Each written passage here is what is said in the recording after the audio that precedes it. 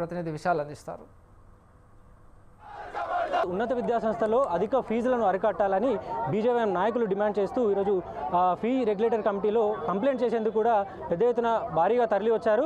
ప్రస్తుతం మనతో పాటు కొంతమంది బీజేవైఎం నాయకులు ఉన్నారు. వారి ప్రధాన డిమాండ్లు ఏందో వారిని అడిగి తెలుసుకుందాం. చెప్పండి, ఎందుకు ఈరోజు అంటే ఆ కంప్లైంట్ లెటర్లో ఏం చెప్తున్నారు మీరు? ఈనాడు రాష్ట్ర ప్రభుత్వాన్ని డిమాండ్ చేస్తూ మేము ఈ యొక్క అధికారులకు రిప్రజెంటేషన్ ఇవ్వడానికి వచ్చినాం.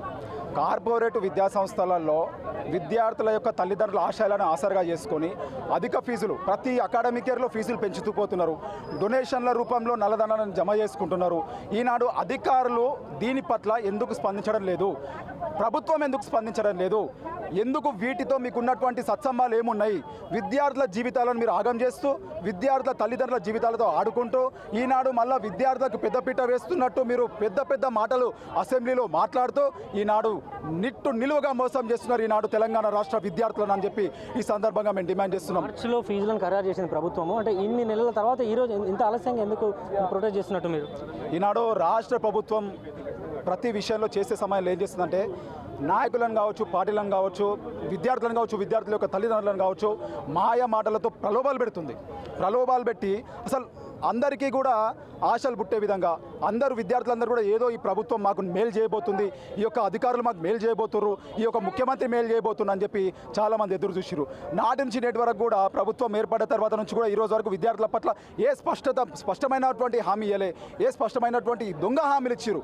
వాటిలో దొంగ హామీలు ఇవ్వడంలో మాత్రం ప్రభుత్వం సక్సెస్ అయిందే తప్ప ఆ యొక్క హామీలు అమలు చేయడంలో కావచ్చు. అధిక ఫీజులు ఉండడం వల్ల ఎవరెవరు ఎలాంటి ఇబ్బందులు పడుతున్నారు? మీ దృష్టికి ఏమొచ్చింది?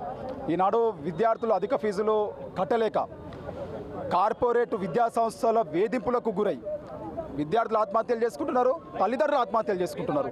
అదేవిధంగా వాళ్ళ ఆత్మహత్యలతో ఆగకుండా ఈనాడు వీరు మాత్రం నరరూప రాక్షసులుగా ఈ యొక్క కార్పొరేట్ విద్యాసంస్థల యాజమాన్యాలు వారు నరరూప రాక్షసుల కింద వారు ఈనాడు తయారయ్యారు.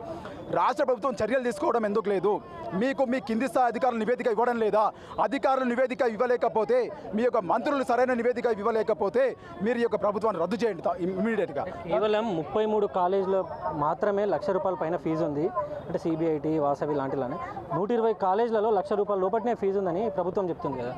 అవన్నీ దొంగ మాటలు, అవన్నీ ఉత్తుత్తి మాటలే. ప్రతి దగ్గర వీళ్ళకు ముడుపులు అందుతున్నాయి ప్రభుత్వానికి.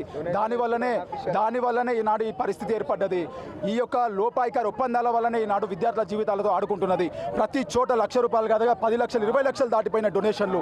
ఈ రాష్ట్ర ప్రభుత్వం కళ్ళు మూసుకొని నిద్రపోతుందా? ప్రతి అకాడమిక్ ఇయర్ ముందర ఏదో అడ్డగోలు హామీలు ఇచ్చి విద్యార్థులంతా పోయి జాయిన్ అయిన తర్వాత వారి ఆత్మహత్యలకు కారణమవుతుంది.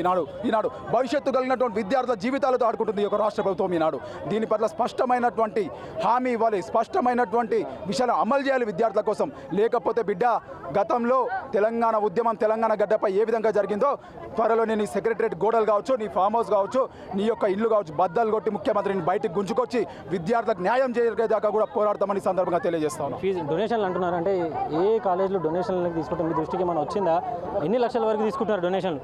ఈరోజు మా దృష్టికి అనేక సమస్యలు విద్యార్థుల నుంచి వస్తున్నాయి కాబట్టి ఈరోజు ధర్నా నిర్వహించడం. ఫీజులు కట్టలేక, ఫీజు రిమెంట్ రాక చాలామంది విద్యార్థులు టీసీలు ఇస్తలేరు కాబట్టి వాళ్ళు ఆత్మహత్యలు చేసుకుంటున్నారు. ప్రభుత్వానికి అర్థమైతే లేదా?